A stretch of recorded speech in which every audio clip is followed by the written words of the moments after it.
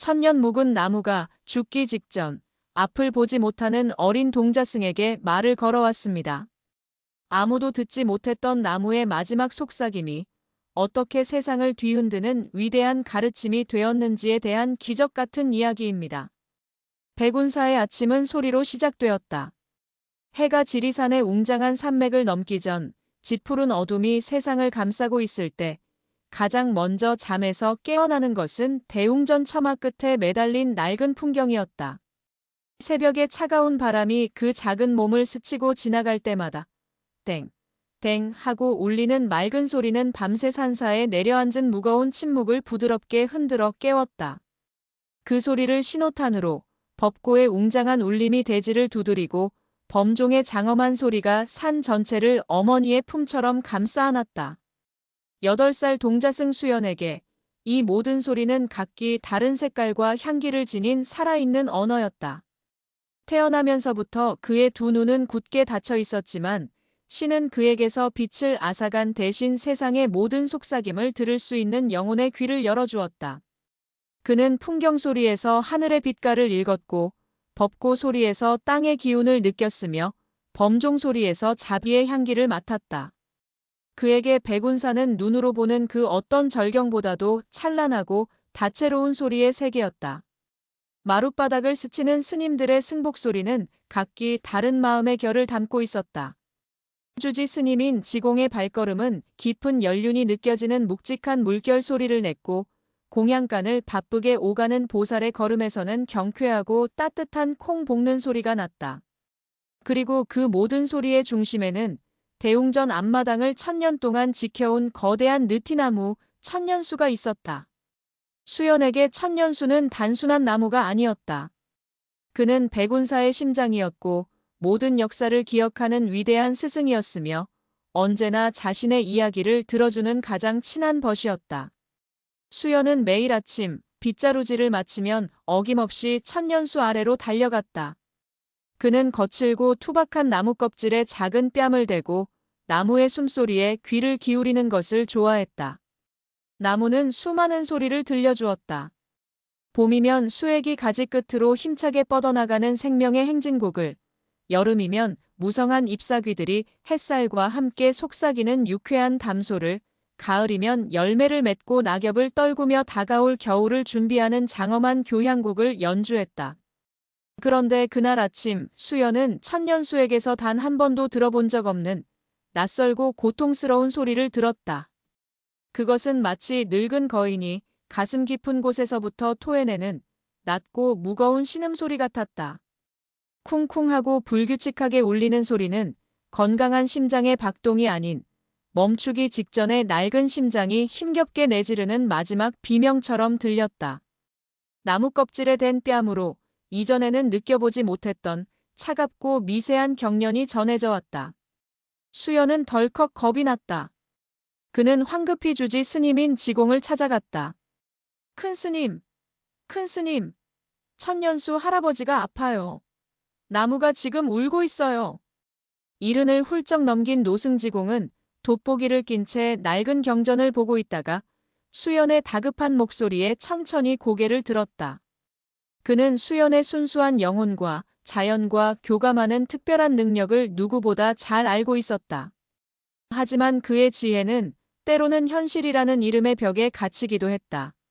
수연아, 또 나무와 이야기를 나누었느냐? 지공의 목소리는 온화했지만 그 안에는 아이의 치기 어린 상상력을 타이르는 듯한 기색이 섞여 있었다. 어젯밤에 바람이 몹시 불었으니 늙은 가지들이 바람에 흔들리는 소리를 내가 헛들은 것이겠지. 천년수는 천년을 버텨온 나무다. 그리 쉽게 아파할 리가 있겠느냐. 어서 가서 마저 빗자루질이나 하거라. 아니에요, 큰 스님. 바람 소리가 아니에요. 이건 땅속 깊은 곳에서부터 들려오는 아주 슬프고 아픈 소리란 말이에요. 수연이 애타게 호소했지만 지공은 그저 인자하게 웃으며 다시 경전으로 시선을 돌릴 뿐이었다. 아이의 순수한 진실은 어른의 합리적인 지혜 앞에서 힘없이 길을 잃고 말았다. 수연은 더 이상 아무 말도 하지 못하고 무거운 발걸음으로 방을 나섰다. 그의 작은 가슴 속에는 처음으로 어른들의 세상에 대한 알 수 없는 서운함과 답답함이 싹트고 있었다.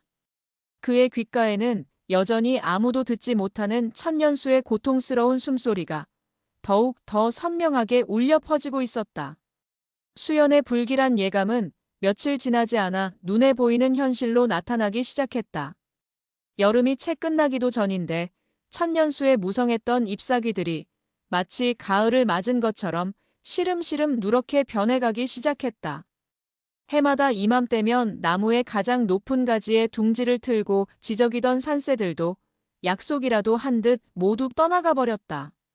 나무의 거대한 그늘은 이전에 시원하고 생기 넘치던 기운을 잃고 어딘가 모르게 스산하고 병적인 기운을 내뿜고 있었다. 사찰의 다른 스님들과 신도들도 마침내 나무의 이상을 눈치채기 시작했다. 쯧쯧, 아무래도 올해를 넘기시기 힘들 것 같구먼. 불길한 징조야. 우리 절에 무슨 좋지 않은 일이 생기려는 게야. 그들은 죽어가는 거인의 모습을 보며 안타까워하고 두려워했다. 그들의 슬픔은 오랜 친구를 잃는 슬픔이라기보다는 자신들의 안위를 지켜주던 거대한 수호신을 잃게 될지도 모른다는 이기적인 공포에 더 가까웠다. 그 누구도 나무의 진짜 고통에 귀를 기울이려 하지는 않았다. 오직 수연만이 매일같이 나무의 곁을 지켰다. 그는 이제 빗자루질을 하는 시간을 제외하고는 거의 모든 시간을 천년수의 가장 굵은 뿌리 옆에 앉아 보냈다. 그는 나무의 신음소리에 자신의 작은 숨소리를 포겠다. 그는 나무에게 말을 걸었다. 할아버지, 어디가 아파요? 제가 어떻게 하면 할아버지가 안 아플 수 있어요? 나무는 대답하지 않았다. 대신 바람이 그의 가지를 스치고 지나갈 때마다 괜찮다, 괜찮다, 아가야 하고 속삭이는 듯한 위로의 소리를 들려줄 뿐이었다. 수연은 나무의 고통을 덜어주기 위해 자신이 할 수 있는 모든 것을 했다.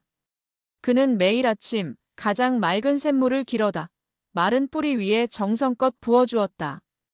그는 자신의 작은 손으로 푸석하게 일어나기 시작한 나무 껍질을 부드럽게 쓰다듬어 주었고 벌레 먹은 잎사귀들을 하나하나 떼어주었다. 그러던 어느 날 오후 나무 아래에서 기도를 올리던 수연의 발치에 작고 동그란 무언가가 툭 하고 떨어졌다. 그것은 아직 채 익지도 않은 짙푸른 빛깔의 작은 도토리 하나였다. 이상한 일이었다. 아직 도토리가 열릴 계절이 아니었다. 하지만 그 작은 도토리에서는 신기하게도 천년수의 다른 어떤 부분보다도 더 강하고 건강한 생명의 기운이 느껴졌다. 맑고 향긋한 흙냄새와 갓 돋아난 새순의 싱그러운 향기가 그 작은 열매 안에 응축되어 있는 듯했다. 수연은 그것을 소중하게 주워 자신의 작은 주머니 속에 고이 간직했다. 그는 다시 한번 지공 스님을 찾아갔다. 큰 스님, 제발 나무를 살려주세요. 의원을 불러서 나무에게 침이라도 놓아주시면 안 될까요? 이대로 가다가는 할아버지가 정말 돌아가실지도 몰라요. 수연의 눈에는 눈물이 그렁그렁 맺혀 있었다. 지공은 그런 수연의 모습에 마음이 아팠지만 동시에 답답함을 느꼈다. 그는 사찰의 재정과 곧 다가올 큰 불사를 준비해야 하는 현실적인 문제들로 머리가 복잡했다. 늙은 나무 하나에 매달려 아이처럼 구는 수연의 모습이 철없는 투정처럼 느껴졌다. 수연아. 지공의 목소리가 이전보다 조금 더 엄해졌다. 모든 생명은 태어나면 늙고 병들어 결국 죽게 되는 법이다. 그것이 부처님께서 가르쳐 주신 세상의 순리이니라. 천년수도 마찬가지다. 천년이라는 긴 세월을 살아왔으니 이제 그 소임을 다하고 자연으로 돌아갈 준비를 하는 것이겠지. 그것을 슬퍼할 것이 아니라 담담하게 받아들이는 것이 우리 수행자가 해야 할 일이니라. 그것은 지혜로운 노승의 현답처럼 들렸지만 수연에게는 너무나도 차갑고 잔인한 말이었다. 그는 자신의 가장 친한 친구가 죽어가고 있는데 그것을 그저 순리라는 이름으로 받아들이라고 말하는 어른들의 세상을 이해할 수 없었다. 수연은 대답 대신 고개를 숙이고 방을 나섰다. 그의 작은 등 뒤로 지공의 깊은 한숨 소리가 들려왔다. 지공은 알지 못했다. 자신이 방금 뱉은 그 순리라는 말이 얼마나 얄팍하고 오만한 지식이었는지를. 그리고 진짜 위대한 순리의 가르침이 지금 저 작은 아이의 귀에 천년 묵은 거인의 신음소리를 통해 속삭여지고 있다는 사실을. 가을이 시작되자 백운사에는 바람이 잦아졌다. 지리산의 골짜기를 타고 넘어온 바람은 천년수의 앙상한 가지들을 스치며 구슬픈 소리를 냈다. 사람들은 그 바람 소리를 들으며 이제 정말 나무의 마지막이 다가왔다고 수군거렸다. 하지만 수연에게 그 바람은 슬픔의 전령이 아니었다. 그것은 천년수의 목소리를 실어 나르는 신성한 우편 배달부였다. 바람이 불 때마다 나무가 들려주는 이야기는 이전보다 훨씬 더 선명하고 구체적인 언어가 되어 그의 영혼에 와 닿았다. 그것은 인간의 말이 아니었다. 그것은 이미지와 감정, 그리고 아주 오래된 기억의 파편들이 뒤섞인 원초적인 소통이었다. 바람이 쏴하고 나뭇잎을 쓸고 지나갈 때면 수연은 보았다. 수백 년 전 갓 심겨진 어린 묘목이었던 나무가 가뭄에 목말라하며 힘겹게 뿌리를 내리던 그 고통스러운 순간을. 바람이 휑하고 빈 가지 사이를 울며 지나갈 때면 수연은 느꼈다. 전쟁의 포화 속에서 불타는 법당을 지켜보며 무력감에 떨고 있던 나무의 깊은 슬픔을. 그리고 바람이 스으하고 부드럽게 그의 뺨을 어루만질 때면 수연은 알 수 있었다. 수많은 사람들이 자신의 그늘 아래에서 기도를 올리고 사랑을 속삭이며 평화로운 휴식을 취하는 모습을 천년 동안 지켜보았던 나무의 따뜻하고 자애로운 마음을. 나무는 자신의 길고 길었던 삶을 자신의 마지막 친구인 작은 동자승에게 들려주고 있었던 것이다. 수연은 이제 더 이상 나무의 고통에 슬퍼하지 않았다. 대신 그는 그 위대한 삶의 기록 앞에서 깊은 경외와 감사의 마음을 느꼈다. 하지만 그의 그런 모습은 다른 스님들의 눈에는 점점 더 이상하게 비쳤다. 특히 사찰의 규율을 담당하는 나이든 상좌 스님인 명진에게는 수연의 행동이 눈엣 가시처럼 보였다. 명진은 본디 성정이 곧고 원칙을 중시하는 인물이었다. 그의 눈에 나무에 매달려 혼잣말을 중얼거리는 수연의 모습은 수행자의 본분을 잊은 한심한 기행일 뿐이었다. 수연아, 또 여기서 이러고 있느냐? 어느 날 명진은 나무 아래에 앉아있는 수연을 발견하고 엄하게 꾸짖었다. 너는 동자승이다. 나무와 대화하는 것이 아니라 경전을 읽고 부처님의 가르침을 공부해야 할 때다. 주지 스님께서 너를 너무 오냐오냐 키우시니 내가 점점 더 이상한 생각에 빠져드는 것이다. 당분간 천년수 근처에는 얼씬도 하지 말거라. 알겠느냐? 명진은 수연의 팔을 잡아 끌어 억지로 그를 서책실로 데려갔다. 그는 두꺼운 법화경 한 권을 그의 앞에 내려놓으며 이 경을 모두 필사하기 전까지는 방에서 한 발짝도 나갈 수 없다고 명했다. 수연은 꼼짝없이 차가운 서책실에 갇히게 되었다. 그는 앞을 볼 수 없었지만 손끝의 감각으로 경전의 글자들을 하나하나 더듬어 나갔다. 하지만 그의 마음은 온통 홀로 남겨졌을 천년수를 향한 걱정으로 가득 차 있었다. 바로 그때였다. 닫힌 창문 틈으로 휙하는 소리와 함께 바람 한 줄기가 스며들어왔다.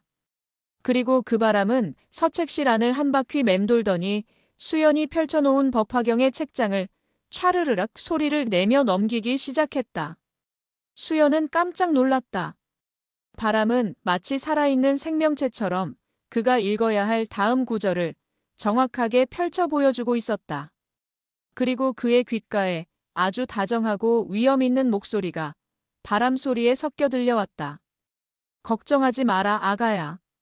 나는 어디에나 있단다. 이 바람 속에도 내가 읽는 경전 속에도 그리고 너의 작은 마음 속에도. 천년수의 목소리였다. 나무는 갇혀있는 자신을 위해 바람의 언어로 부처님의 가르침을 직접 들려주고 있었던 것이다. 수연의 눈에서 뜨거운 눈물이 흘러내렸다. 그는 더 이상 외롭지 않았다. 자신의 가장 위대한 스승은 언제나 자신의 곁에 함께하고 있었다. 그는 다시 붓을 잡았다. 그리고 바람이 넘겨주는 책장을 따라 한 글자 한 글자 정성껏 경전을 필사해 나가기 시작했다. 그의 붓끝에서 천년의 지혜와 어린 동자승의 순수한 믿음이 만나 세상에서 가장 아름다운 경전이 수연이 서책실에 갇혀 바람의 언어로 경전을 배우는 동안 바깥 세상은 거대한 폭풍을 맞을 준비를 하고 있었다. 가을 하늘은 유난히 높고 푸르렀지만 그 평온함 속에는 보이지 않는 불안의 기운이 감돌고 있었다. 기상청에서는 역사상 유례없는 강력한 태풍이 한반도를 향해 북상하고 있다는 경고를 연일 쏟아냈다. 백운사의 스님들은 태풍 대비에 분주했다. 그들은 낡은 지붕을 점검하고 배수로를 정비했으며 바람에 날아갈 만한 물건들을 단단히 묶었다. 그리고 그들의 가장 큰 걱정거리는 바로 천년수였다. 이미 생명력을 거의 잃어버린 거대한 나무는 이번 태풍을 견뎌내지 못하고 쓰러져 버릴 것이 분명했다. 주지 스님, 이대로는 안 됩니다. 태풍이 오기 전에 미리 나무를 베어내는 것이 좋겠습니다. 만약 나무가 대웅전 쪽으로 쓰러지기라도 한다면 큰일입니다. 명진 스님이 걱정스러운 얼굴로 지공에게 건의했다. 그것은 지극히 합리적이고 현실적인 판단이었다. 하지만 지공은 차마 그러지 못했다. 천년을 버텨온 나무. 자신의 스승의 스승. 그 이전부터 이 절을 지켜온 살아있는 역사를, 아직 숨이 붙어있는 그 나무를 자신의 손으로 베어낼 수는 없었다. 그는 그저 나무가 자신의 마지막 힘을 다해 이 시련을 견뎌내주기를 간절히 기도할 뿐이었다. 수연은 서책실 안에서도 바깥 세상의 모든 변화를 감지하고 있었다. 공기의 냄새가 이전보다 훨씬 더 습하고 무거워졌다. 산새들의 울음소리가 불안하고 다급해졌다. 그리고 무엇보다 바람을 타고 들려오는 천년수의 목소리가 이전과는 비교할 수 없을 만큼 절박하고 강렬해졌다.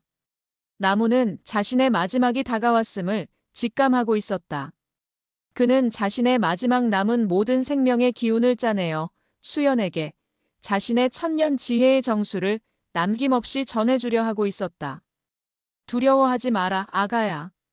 죽음은 끝이 아니란다. 바람의 언어는 이제 단순한 위로를 넘어 생과 사의 근원에 대한 위대한 법문이 되어 울려 퍼지고 있었다. 나의 죽음을 슬퍼하지 마라.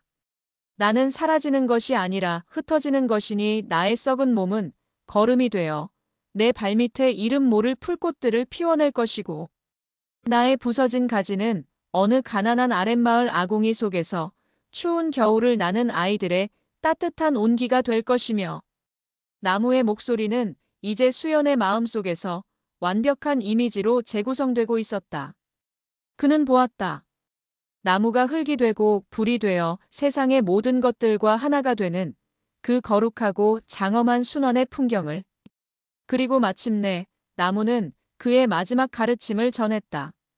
나의 마지막 숨결은 나의 천년의 모든 기억과 지혜는 바로 이 작은 씨앗 하나에 담겨 새로운 숲을 이루게 될 것이다.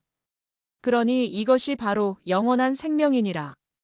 그 순간 서책실에 닫힌 창문이 쾅 하는 소리와 함께 열리더니 강한 바람과 함께 작고 단단한 도토리 하나가 수연의 무릎 위로 툭 하고 떨어졌다.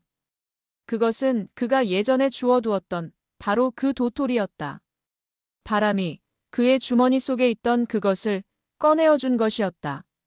수연은 도토리를 자신의 두 손으로 소중하게 감싸쥐었다. 그는 깨달았다. 이 작은 열매가 바로 천년수의 영혼이자 새로운 천년을 시작할 위대한 약속이라는 것을. 그날 저녁 태풍의 전야. 하늘은 불길한 보랏빛으로 물들었고 바람은 미친 듯이 울부짖기 시작했다.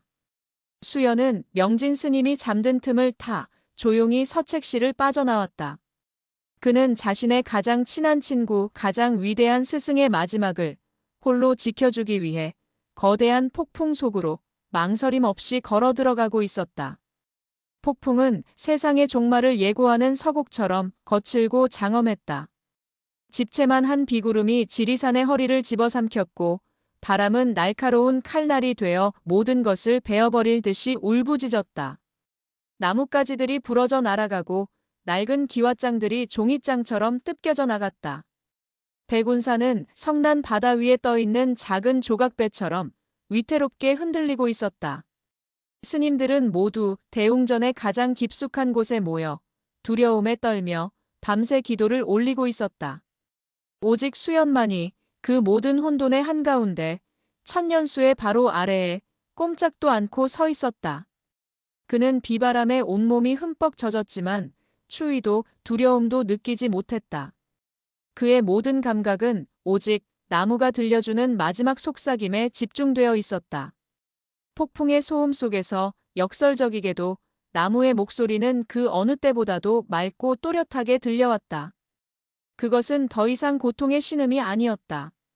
자신의 모든 것을 비우고 자연의 위대한 순리로 돌아갈 준비를 마친 한 깨달은 자의 평온하고 자애로운 목소리였다. 기억하거라, 아가야. 모든 것은 사라지는 것이 아니라 그저 모습을 바꾸어 영원히 흐를 뿐이다. 강물이 흘러 바다가 되고 바다가 증발하여 비가 되어 다시 이 땅을 적시는 것처럼 나 또한 흙과 불과 바람이 되어 영원히 너의 곁에 머물 것이다. 그 순간 하늘이 번쩍이며 거대한 섬광이 세상을 대낮처럼 밝혔다. 그리고 다음 순간 하늘을 찢는 듯한 끔찍한 굉음이 울려 퍼졌다. 쾅! 거대한 벼락이 마치 신의 창처럼 하늘에서 내리꽂혀 천년수의 심장을 정확하게 관통했다. 나무의 거대한 몸체가 잠시 동안 기이한 푸른 빛에 휩싸였다. 그리고는 천년의 세월 동안 응축되어 있던 모든 생명의 기운을 한순간에 토해내듯 마지막 비명을 질렀다. 끼익! 천년을 버텨온 거목은 마침내 자신의 무게를 이기지 못하고 서서히, 아주 서서히 마당을 향해 쓰러지기 시작했다. 땅속 깊이 박혀있던 거대한 뿌리들이 지면을 찢으며 뽑혀져 나왔고 굵은 가지들이 부러져 나가며 마지막 저항을 했다. 수연은 그 장엄하고도 슬픈 광경을 눈물 흘리는 대신 경외의 눈빛으로 올려다보았다. 그는 보았다. 쓰러지는 나무의 잔해 속에서 수많은 작은 빛의 입자들이 반딧불이처럼 피어올라 폭풍 속으로 흩어져 가는 것을. 그것은 나무의 영혼이 흙과 불과 바람으로 돌아가는 모습이었다. 쿠구구구궁. 마침내 나무의 육중한 몸체가 땅과 부딪히며 지축이 흔들리는 듯한 거대한 충격이 사찰 전체를 뒤흔들었다. 그리고 거짓말처럼 그 순간 미친 듯이 몰아치던 폭풍우가 서서히, 아주 서서히 잦아들기 시작했다. 얼마나 시간이 흘렀을까? 세상을 뒤덮었던 비바람이 완전히 멎고 찢어진 먹구름 사이로 아주 맑고 깨끗한 달빛 한 줄기가 쏟아져 내렸다. 달빛 아래 수연은 홀로 쓰러진 거인의 주검 앞에 서 있었다. 그의 온몸은 흠뻑 젖어 있었고 얼굴은 눈물과 빗물로 범벅이 되어 있었다. 하지만 그의 작은 손 안에는 천년의 지혜와 약속이 담긴 작은 도토리 하나가 그의 체온으로 따뜻하게 빛나고 있었다. 그의 얼굴은 더 이상 슬픔에 잠긴 어린아이의 것이 아니었다. 그의 눈에는 마치 깊은 깨달음을 얻은 노승처럼 평온하고 지혜로운 빛이 달빛보다 더 밝게 감돌고 있었다.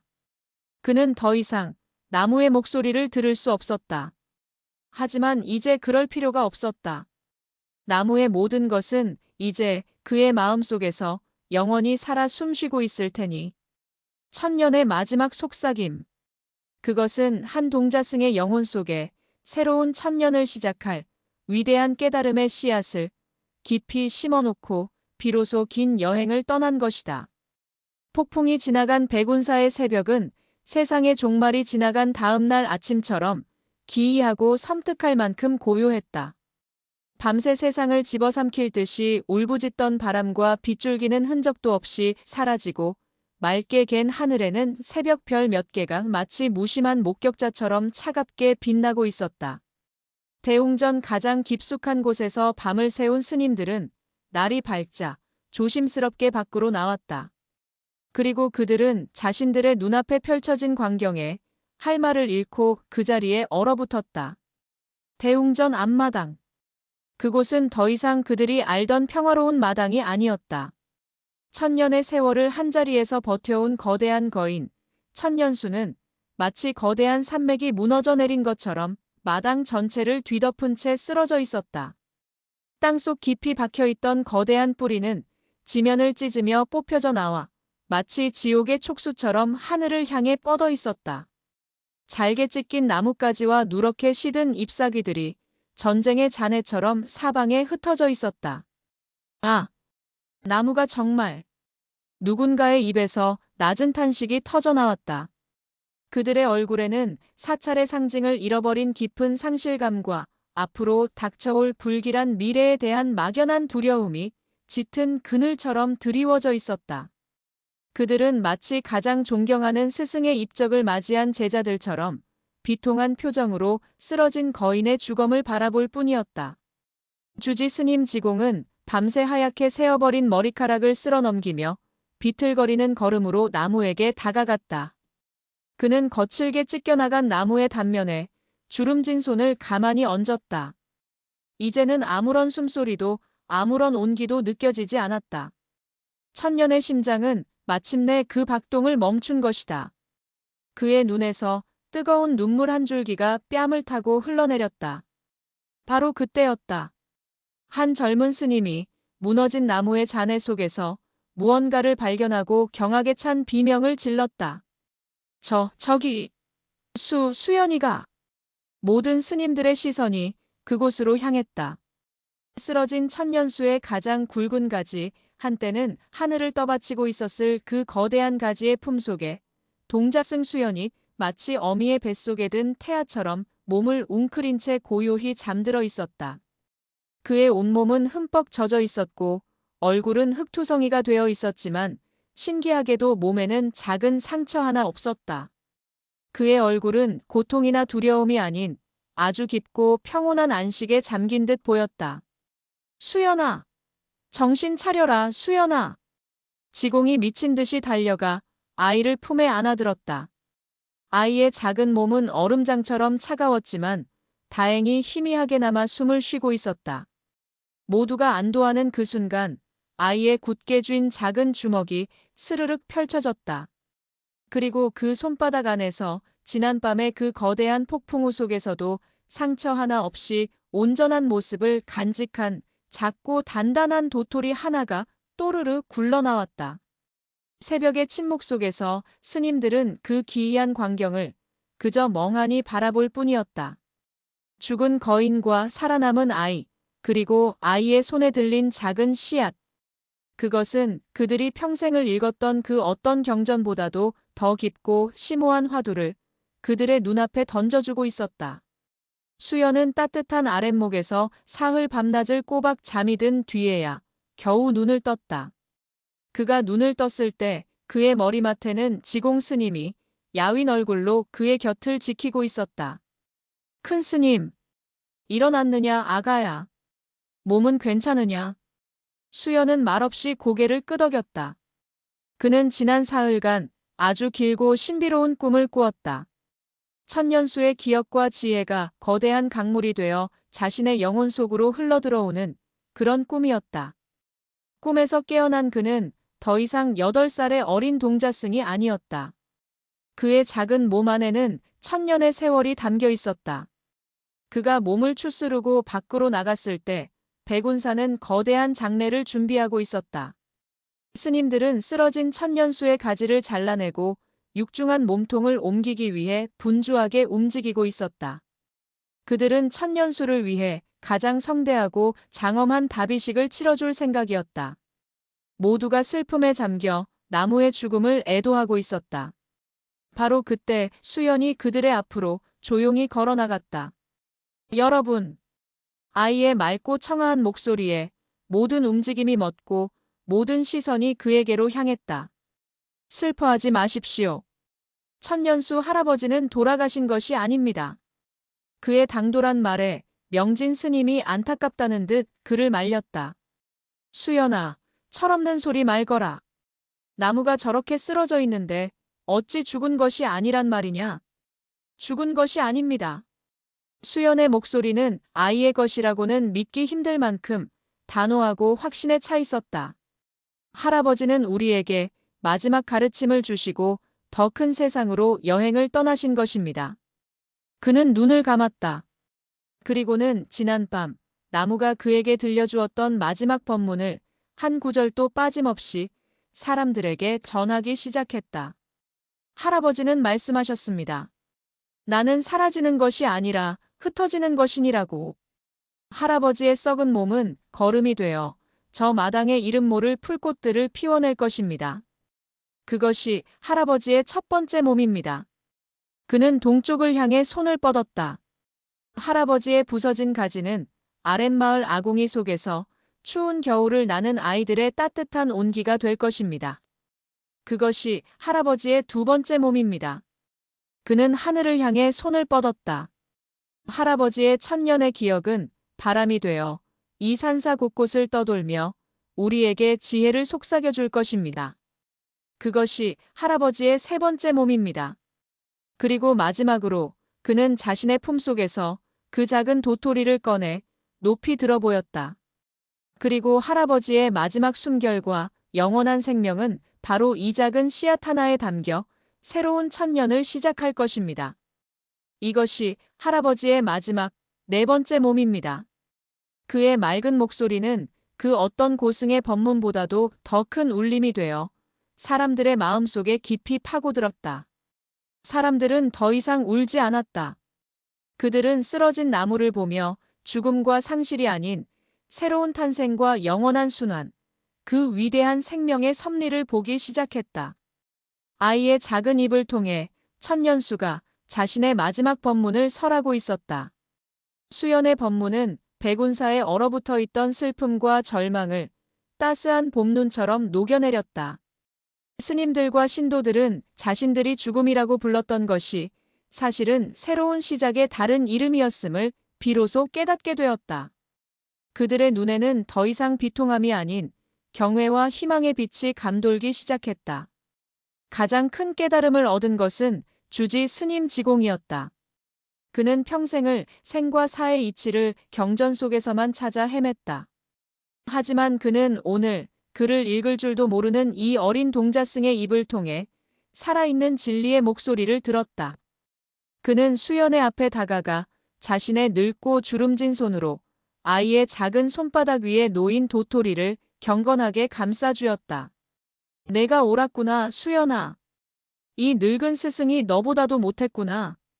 그는 진심을 다해 자신의 어리석음을 참회했다. 그리고는 모두를 향해 선포했다. 우리는 오늘 천년수의 다비식을 치르지 않을 것이다. 그의 말에 모두가 의아한 눈으로 그를 바라보았다. 대신 우리는 이 위대한 스승이 우리에게 남겨주신 마지막 선물, 이 깨달음의 씨앗을 새로운 천년을 향한 희망으로 이 땅에 다시 심을 것이다. 이것은 장례식이 아니다. 이것은 새로운 생명의 탄생을 축하하는 가장 거룩한 탄생 법회가 될 것이다. 그의 선언에 모든 사람들의 얼굴에 환한 미소가 피어올랐다. 그날부터 백운사에서는 아주 특별한 의식이 시작되었다. 스님들은 더 이상 나무의 자네를 시신이라 부르지 않았다. 그들은 그것을 보시라 불렀다. 그들은 쓰러진 나무의 가지들을 정성껏 잘라 아랫마을의 가난한 노인들에게 겨울을 날 땔감으로 나누어 주었다. 굵은 몸통은 대목장의 손을 빌려 아이들이 책을 읽고 쉴 수 있는 작은 정자를 짓는 데 사용했다. 그리고 남은 잔가지와 잎사귀들은 모두 밭의 거름으로 돌려보냈다. 천년수는 그렇게 자신의 모든 것을 아낌없이 내어주어 세상의 곳곳에서 새로운 생명으로 다시 태어나고 있었다. 모든 정리가 끝나고 마당에는 나무가 서 있던 거대한 빈자리만이 남았다. 그 자리는 상실의 흔적이라기보다는 새로운 희망을 잉태할 거룩한 자궁처럼 보였다. 깨달음의 씨앗을 심는 날, 백운사에는 아주 오랜만에 따뜻한 축제의 기운이 감돌았다. 아랫마을 사람들까지 모두 올라와 마당을 가득 메웠다. 그들의 손에는 각자의 집에서 가져온 한 줌의 흙과 한 바가지의 맑은 물이 들려 있었다. 의식은 지공 스님의 집전으로 시작되었다. 그는 향을 피우고 부처님께 기도를 올렸다. 하지만 그의 기도는 무언가를 구하는 기복의 기도가 아니었다. 그것은 위대한 자연의 섭리와 그 가르침을 전해준 늙은 나무를 향한 감사의 기도였다. 기도가 끝나고 가장 중요한 순서가 되었다. 수연이 두 손으로 소중하게 그 작은 도토리를 받쳐들고 마당의 한가운데로 걸어나갔다. 그곳은 천년수의 심장이 있던 바로 그 자리였다. 지공 스님이 그의 옆에 작은 구덩이를 팠다. 수연은 마지막으로 씨앗에 입을 맞추었다. 할아버지, 고맙습니다. 편히 가세요. 그리고 다시 태어나세요. 그는 씨앗을 조심스럽게 구덩이 속에 내려놓았다. 그리고 그 위로 지공 스님이 가장 먼저 한 줌의 흙을 덮었다. 그 뒤를 이어 명진 스님과 다른 모든 스님들, 그리고 마을 사람들까지 차례대로 줄을 서서 자신들이 가져온 희망의 흙을 씨앗 위에 덮어주었다. 그것은 단순한 흙이 아니었다. 그 안에는 아이를 잃은 어미의 눈물과 풍년을 기원하는 농부의 땀, 그리고 새로운 시작을 축복하는 모두의 간절한 염원이 담겨 있었다. 마지막으로 수연이 작은 조롱박으로 맑은 샘물을 길어다 흙 위로 조심스럽게 부어주었다. 새로운 의식. 그것은 죽음을 애도하는 장례가 아닌 생명을 잉태하는 가장 거룩한 씨 뿌리기 의식이었다. 그날 이후 백운사의 모든 대중들은 매일 아침 예불이 끝나면 새로 심겨진 씨앗 앞에 모여 기도를 올리는 것으로 하루를 시작했다. 그들의 기도는 이제 더 이상 자신의 안위를 위한 것이 아니었다. 그들은 자신들의 마음속에 심겨진 깨달음의 씨앗이 저 작은 씨앗과 함께 무럭무럭 자라나기를 간절히 기원하고 있었다. 새로운 씨앗이 심겨진 백운사의 마당에는 이전과는 다른 종류의 평화가 찾아왔다. 거대한 나무가 사라진 자리는 처음에는 허전했지만 사람들은 이내 그 빈자리를 통해 이전에는 보지 못했던 새로운 풍경을 보게 되었다. 나무에 가려 보이지 않았던 먼 산의 능선이 보였고 더 많은 햇살이 마당을 환하게 비추었으며 바람이 거침없이 드나들며 사찰의 묵은 공기를 정화시켜 주었다. 그들은 깨달았다. 때로는 가장 소중한 것을 비워내야만 비로소 더 크고 새로운 것을 채울 수 있다는 것을. 수연은 매일같이 씨앗이 심겨진 작은 흙무덤을 찾아가 말을 걸었다. 할아버지, 오늘 날씨가 참 좋아요. 어서 싹을 틔워서 저 파란 하늘을 보셔야지요. 오늘은 다람쥐 친구가 놀러와서 할아버지 이야기를 들려주었어요. 그의 순수한 목소리는 땅속 깊은 곳에 잠들어 있는 씨앗에게 가장 따뜻한 자양분이 되어주고 있었다. 어느 날 지공 스님이 그의 곁으로 다가와 조용히 물었다. 수연아, 너는 나무가 우리에게 남긴 마지막 약속이 무엇이라고 생각하느냐? 수연은 잠시 생각에 잠겼다. 그리고는 아주 맑고 또렷한 목소리로 대답했다. 기다림인 것 같습니다, 큰 스님. 기다림이라. 네.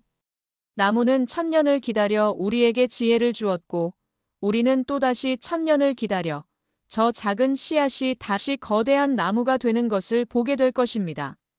그리고 그 기다림 속에서 우리는 사랑하는 법과 인내하는 법, 그리고 모든 것을 순리대로 받아들이는 법을 배우게 될 것입니다. 아이의 깊이 있는 대답에 지공은 더 이상 아무 말도 하지 못하고 그저 감탄하며 고개를 끄덕였다. 그는 자신의 작은 제자가 이미 자신을 훌쩍 뛰어넘는 위대한 스승의 경지에 올랐음을 다시 한번 깨닫고 있었다. 천년의 약속. 그것은 죽음과 탄생, 상실과 희망, 그리고 기다림과 깨달음이라는 거대한 순환의 고리였다. 백운사의 사람들은 그 위대한 약속을 가슴에 품고 새로운 천년을 향한 첫걸음을 내디디고 있었다. 그들의 발걸음은 비록 느리고 더딜지라도 결코 멈추지 않을 터였다. 땅속의 작은 씨앗이 마침내 싹을 틔우고 다시 하늘을 향해 가지를 뻗는 그날까지. 깨달음의 씨앗이 땅속에 묻힌 그날 이후 백운사에는 아주 길고 더딘 기다림이라는 이름의 새로운 수행이 시작되었다. 스님들과 신도들은 매일 아침 해가 뜨면 가장 먼저 마당으로 나와 씨앗이 묻힌 작은 흙무덤 앞에 섰다. 그리고 저녁 예불이 끝나고 세상이 잠들기 전 다시 한번 그 자리에 모여 침묵 속에서 기도를 올렸다. 그들은 더 이상 기적을 바라지 않았다. 그들은 그저 땅속 깊은 곳에서 벌어지고 있을 경이로운 생명의 변화를 온 마음으로 응원하고 또 기다릴 뿐이었다. 하지만 기다림은 때로는 가장 힘든 수행이었다. 한 계절이 지나고 또 한 계절이 지났다. 마당의 흙 위로 하얀 눈이 소복이 쌓였다가 녹아내리고 다시 파릇한 새싹이 돋아나기를 반복했다. 하지만 씨앗이 묻힌 그 자리만큼은 아무런 변화도 일어나지 않았다. 그곳은 마치 시간이 멈춰버린 섬처럼 깊은 침묵만을 지키고 있을 뿐이었다. 시간이 흐를수록 사람들의 마음속에는 조금씩 의심과 조급함이라는 잡초가 자라나기 시작했다. 정말 싹이 나긴 나는 걸까? 그날 우리가 본 것은 그저 벼락 맞은 늙은 나무의 마지막 발악이었을 뿐인지도 몰라. 몇몇 젊은 스님들은 더 이상 아침 저녁으로 그 자리에 나와 기도를 올리지 않았다. 마을 사람들 역시 점차 발길이 뜸해졌다. 그들의 뜨거웠던 마음은 기다림의 시간 속에서 서서히 식어가고 있었다. 하지만 단 한 사람, 수연만은 단 하루도 단 한순간도 자신의 믿음을 거두지 않았다. 그는 매일 해가 뜨기 전 가장 먼저 일어나 씨앗이 잠든 흙무덤을 찾아갔다. 그는 자신의 작은 손으로 흙 위를 덮은 마른 낙엽을 걷어내고 밤새 내린 차가운 서리를 닦아주었다. 그리고는 흙 위에 가만히 자신의 뺨을 대었다. 할아버지, 잘 주무셨어요? 오늘은 날이 참 맑네요. 곧 봄이 올 거예요. 그러니 너무 오래 주무시면 안 돼요. 그는 땅속의 씨앗에게 매일같이 세상의 이야기를 들려주었다. 오늘은 바람이 어느 쪽에서 불어왔는지, 오늘은 구름이 어떤 모양을 하고 있었는지, 그리고 오늘은 어떤 스님이 경을 읽다 깜빡 졸았는지까지. 그의 그런 모습을 사람들은 안타까운 눈으로, 때로는 한심하다는 눈으로 지켜보았다. 쯧쯧, 저 아이가 아직도 저러고 있구나. 죽은 나무에 대한 미련을 아직도 버리지 못하고. 하지만 수연은 사람들의 시선에 아랑곳하지 않았다. 그는 알고 있었다. 아니, 듣고 있었다. 땅속 깊은 곳에서 씨앗이 아주 조금씩 하지만 분명히 잠에서 깨어나고 있다는 것을. 껍질을 깨고 뿌리를 내리고 세상을 향해 나아갈 준비를 하는 그 경이로운 생명의 소리를. 그것은 믿음이 없는 자들은 결코 들을 수 없는 가장 순수한 영혼만이 들을 수 있는 희망의 교향곡이었다. 기다림의 수행은 그렇게 아이의 굳건한 믿음 속에서 더욱 더 깊어지고 있었다. 백운사의 늙은 나무와 동자승 이야기는 입소문을 타고 세상으로 퍼져나갔다. 처음에는 그저 벼락 맞은 나무 때문에 이상해진 아이에 대한 기이한 이야기 정도로만 알려졌다. 하지만 그날 백운사에 있었던 사람들의 입을 통해 그날 수연이 설했던 마지막 법문의 내용이 알려지면서 세상은 전혀 다른 방식으로 그들의 이야기에 귀를 기울이기 시작했다. 사람들은 그 이야기 속에서 자신들이 잊고 살았던 삶의 가장 본질적인 가치들을 발견했다. 죽음과 탄생, 상실과 희망, 그리고 순환이라는 위대한 자연의 섭리. 주말이면 백운사에는 다시 사람들의 발길이 이어지기 시작했다. 하지만 그들은 더 이상 복을 빌거나 기적을 구하기 위해 절을 찾지 않았다. 그들은 진짜 이야기를 듣기 위해 그곳을 찾아왔다. 그들은 수연의 곁에 둘러앉아 그가 들려주는 세상의 소리에 귀를 기울였다. 수연은 그들에게 어려운 경전 구절 대신 살아있는 자연의 언어를 들려주었다. 저기, 저 소나무의 속삭임이 들리십니까? 그가 눈을 감은 채 손가락으로 늙은 소나무를 가리켰다. 저 나무는 지금 자신의 몸을 스쳐 지나가는 바람에게 지난밤 자신이 꾸었던 푸른 달의 꿈 이야기를 들려주고 있습니다. 저기, 저 작은 시냇물의 노랫소리가 들리십니까? 그가 계곡을 향해 귀를 기울였다. 저 물은 지금 자신이 태어난 깊은 산골의 바위 틈에서부터 언젠가 도달하게 될 거대한 바다에 이르기까지 자신이 만나게 될 모든 생명들을 위해 축복의 노래를 부르고 있습니다. 사람들은 처음에는 어리둥절했지만 이내 그의 순수한 언어에 동화되어 자신들의 닫혔던 귀와 마음을 열기 시작했다. 그들은 난생 처음으로 바람의 꿈 이야기를 듣고 시냇물의 축복 노래를 들었다. 수연은 사람들에게 잃어버렸던 감각을 되찾아주고 있었다. 그는 상처 입고 찾아온 이들의 이야기도 묵묵히 들어주었다. 그는 그들의 슬픔에 섣부른 위로나 충고를 건네지 않았다. 대신 그들의 마음속에서 들려오는 가장 깊은 소리에 귀를 기울여 주었다. 당신의 마음속에서 아주 작은 아이가 울고 있군요. 그 아이는 아주 오랫동안 혼자서 너무나도 무서웠다고 말하고 있습니다. 그의 말에 수십 년간 단 한 번도 남 앞에서 눈물을 보인 적 없었던 완고한 노인이 어린아이처럼 통곡하기도 했다. 수연은 그렇게 세상의 모든 소리를 맑고 투명하게 비춰주는 거대한 거울이 되어가고 있었다. 그리고 사람들은 그 거울을 통해 자기 자신들의 진짜 모습을 비로소 마주 볼 수 있게 되었다. 두 번째 봄이 찾아왔다. 수연이 그리고 백운사의 모든 대중들이 깨달음의 씨앗을 심고 1000번의 새벽과 1000번의 밤을 기도로 지새운 뒤였다. 하지만 씨앗이 묻힌 땅은 여전히 아무런 대답도 들려주지 않았다. 사람들의 마음속에는 다시 아주 작은 의심의 그림자가 드리워지기 시작했다. 정말 싹은 나는 것일까? 바로 그때였다. 그날도 어김없이 새벽 예불을 마치고 마당으로 나온 수연이 그 자리에 우뚝 멈춰섰다. 그의 작은 코가 벌름거리고 있었다. 킁킁. 공기 중에 아주 희미한 하지만 분명히 다른 냄새가 섞여 있었다. 그것은 겨우내 얼었던 땅이 녹으며 뿜어내는 풋풋한 흙냄새와는 다른 훨씬 더 강하고 생명력 넘치는 그런 향기였다. 그것은 단단한 껍질을 깨고 마침내 세상 밖으로 터져나오는 어린 생명의 첫 숨결과도 같은 그런 향기였다. 수연은 홀린 듯 씨앗이 묻힌 흙무덤으로 다가갔다. 그리고 그 앞에 조심스럽게 무릎을 꿇었다. 그는 자신의 작은 손가락으로 아직 차가운 기운이 남아있는 흙을 아주 조심스럽게 걷어내기 시작했다.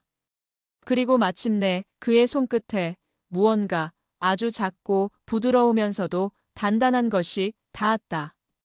그것은 새싹이었다.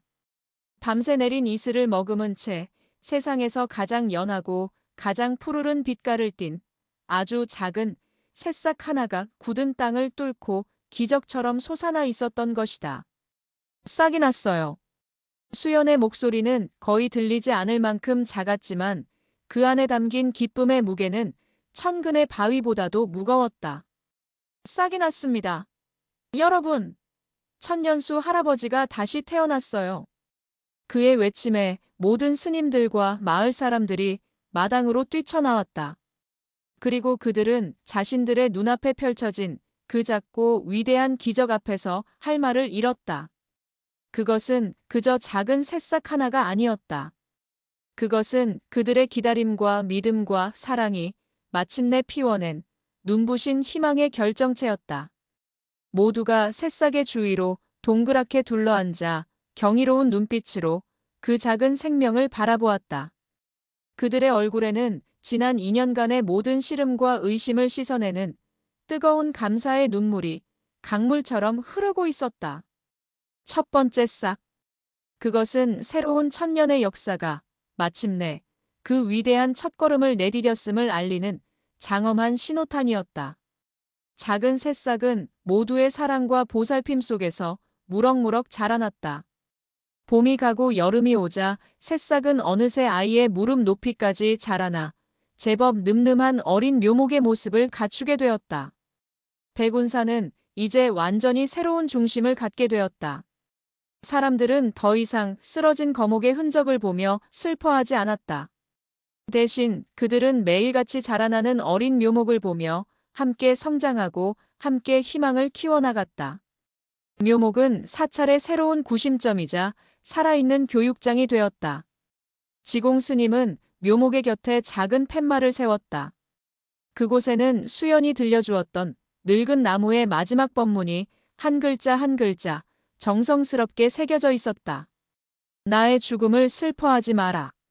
나는 사라지는 것이 아니라 흩어지는 것이니. 백운사를 찾아오는 모든 사람들은 그 글귀를 읽으며 생과 사의 위대한 순리를 다시 한번 가슴에 새겼다. 수연은 어린 동자승들의 가장 좋은 스승이 되었다. 그는 아이들의 손을 잡고 어린 묘목의 곁으로 데려갔다. 보아라. 이 작은 나무가 바로 너희들의 모습이란다. 지금은 비록 작고 연약하지만 비바람을 견뎌내고 뜨거운 햇살을 이겨내며 언젠가는 저 하늘에 닿을 만큼 크고 훌륭한 나무가 될 것이다. 그러니 두려워하지 말고 자신을 믿고 굳건하게 뿌리를 내리거라. 그의 가르침 속에서 아이들은 생명의 소중함과 인내의 가치를 자연스럽게 배워나가고 있었다. 그해 가을이 되었을 때 어린 묘목의 가지에는 아주 특별한 손님이 찾아왔다.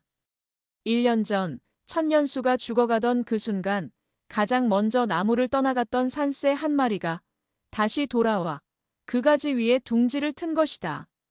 그것은 자연이 마침내 백운사의 진심 어린 참회를 받아들이고 새로운 천년수를 자신들의 새로운 수호신으로 인정했음을 알리는 상서로운 징표였다.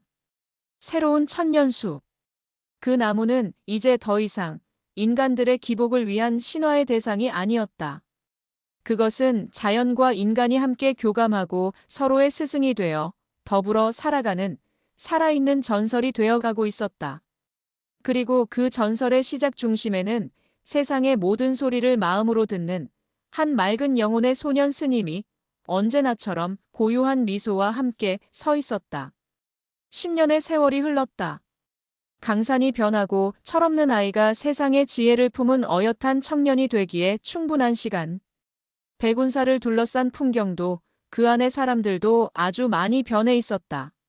마당 한가운데 심겨졌던 작은 도토리는 이제 어른의 키를 훌쩍 넘고도 남아 두 팔을 벌려 하늘을 향해 뻗어가는 늠름한 어린 느티나무가 되어 있었다.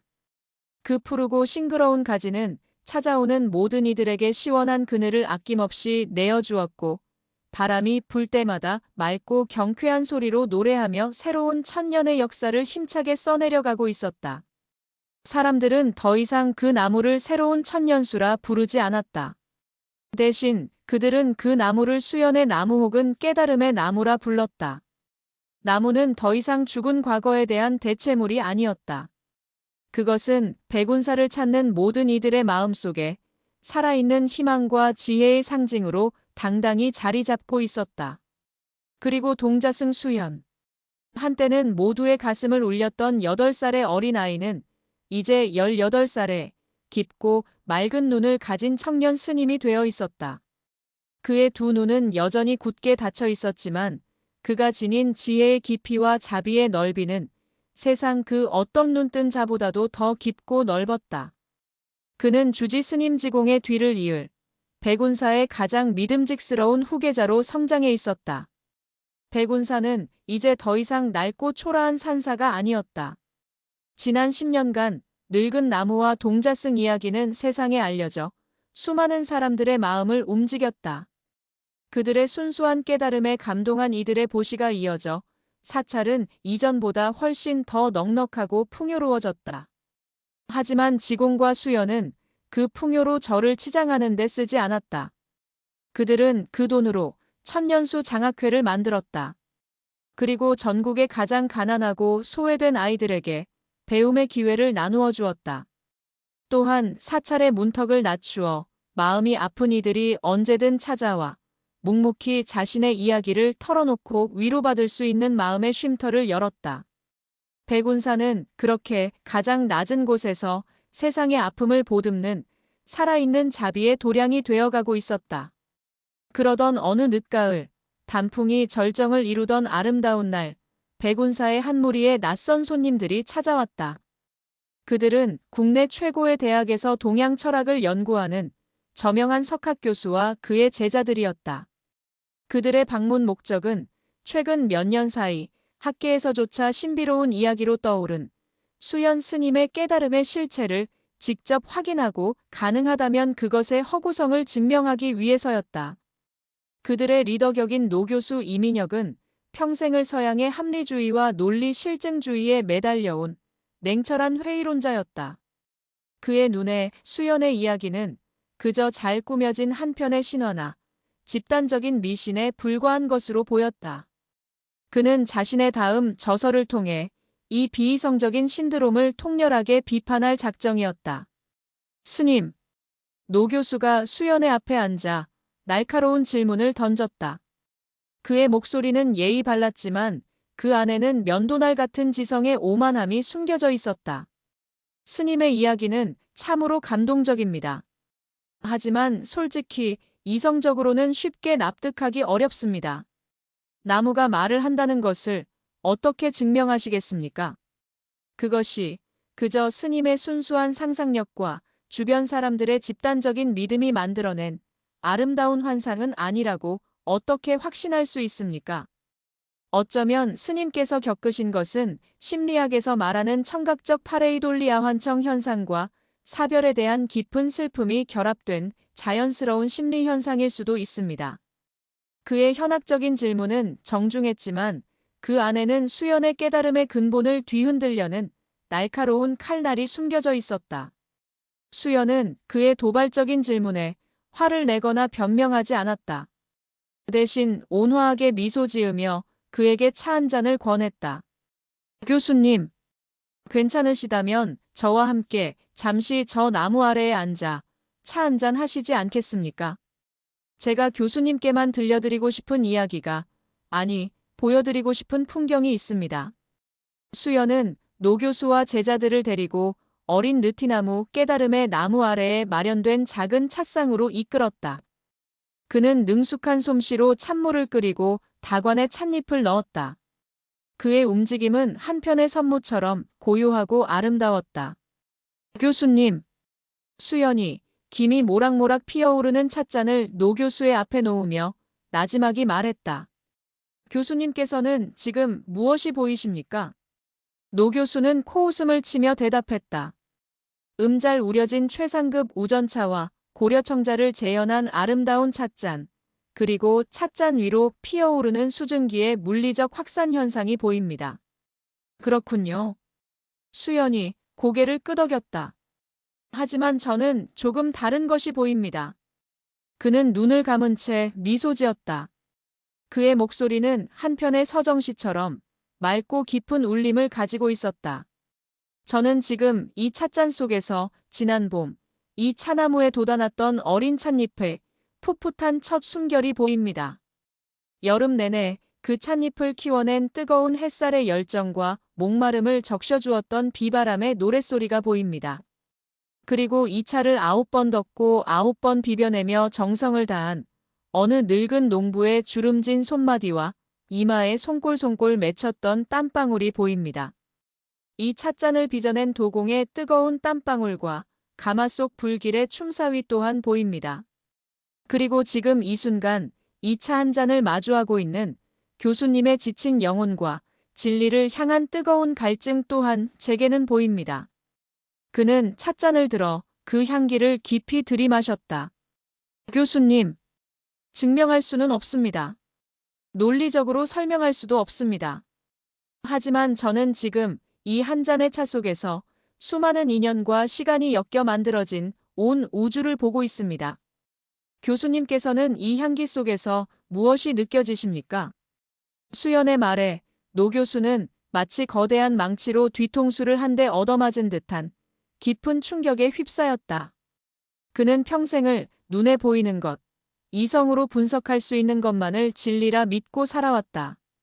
그는 세상의 모든 것을 해부하고 분류하고 명명하며 그것을 안다고 착각해왔다. 하지만 지금 눈앞에 이 눈먼 청년은 그가 평생을 바쳐 쌓아 올린 지식의 탑이 얼마나 좁고 오만한 것이었는지를 차 한 잔으로 깨우쳐주고 있었다. 그는 삶의 세계에 갇혀 존재의 세계를 단 한 번도 제대로 느껴본 적이 없었던 것이다. 그는 더 이상 아무것도 묻지 않았다. 그는 떨리는 손으로 찻잔을 들어 그 향기를 맡고 한 모금을 마셨다. 찬물의 따뜻한 온기가 그의 식도를 타고 내려가 그의 얼어붙었던 마음을 아주 천천히 녹여내리기 시작했다. 그의 눈에서 그 자신도 모르는 사이에 뜨거운 눈물이 흘러내렸다.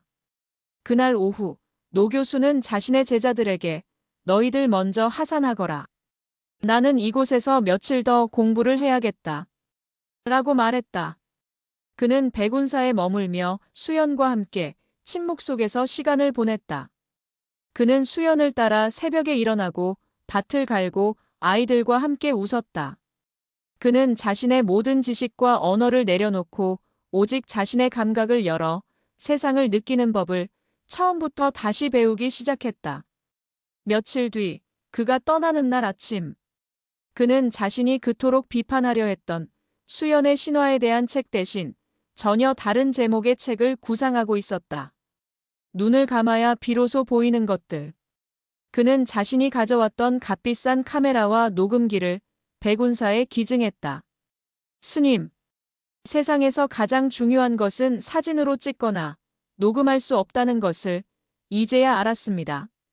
그는 수연의 앞에 제자로서 깊이 허리를 숙여 절을 올리고 산을 내려갔다. 그의 뒷모습은 이전의 오만한 석학이 아닌 겸손한 구도자의 모습이었다. 그해 겨울 지공 스님은 자신의 소임이 다했음을 느끼고 모든 대중들을 모아 자신의 마지막 뜻을 전했다. 그는 자신의 주지직을 그리고 백운사의 미래를 청년 스님 수연에게 물려주었다. 수연은 스승의 뜻을 받들어 백운사의 새로운 주지가 되었다. 그의 취임식은 거창한 행사 없이 깨달음의 나무 아래에서 작은 찻자리로 대신했다. 그는 자신의 앞에 앉은 어린 동자승들에게 자신이 바로 그들의 나이였을 때 늙은 나무에게서 들었던 그 위대한 법문을 나지막이 들려주기 시작했다. 옛날 옛적에 아주 커다랗고 아주 지혜로운 나무 할아버지가 있었단다. 그의 목소리는 바람을 타고 숲을 넘어 세상을 향해 퍼져나갔다. 1000년 전 늙은 나무가 어린 동자승에게 속삭였던 그 이야기는 이제 새로운 천년의 메아리가 되어 시대를 넘어 사람들의 마음속에 영원히 살아 숨쉬고 있었다.